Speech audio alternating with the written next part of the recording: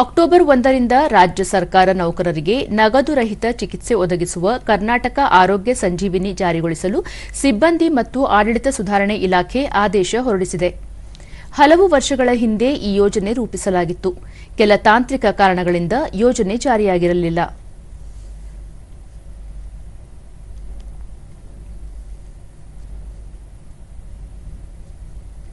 ರಾಜ್ಯದ ಸುಮಾರು 5.20 ಲಕ್ಷ ಸರ್ಕಾರಿ ನೌಕರರು, ನಿಗಮ ಮಂಡಳಿ, ಅನುದಾನಿತ ಸಂಸ್ಥೆಗಳ 3 ಲಕ್ಷ ಸಿಬ್ಬಂದಿಗಳು ಹಾಗೂ ಅವರ ಕುಟುಂಬ ಸದಸ್ಯರಿಗೆ ಯೋಜನೆ ಅನುಕೂಲವಾಗಲಿದೆ.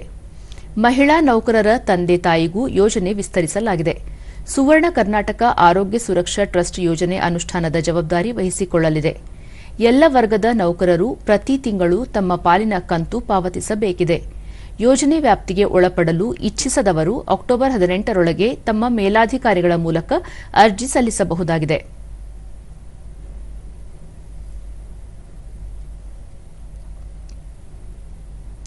ನೌಕರರ ಶ್ರೇಣಿ ಮತ್ತು ಪಾವತಿಸಬೇಕಾಗಿರುವ ಕಂತುಗಳು ಈ ಕೆಳಗಿನಂತಿವೆ.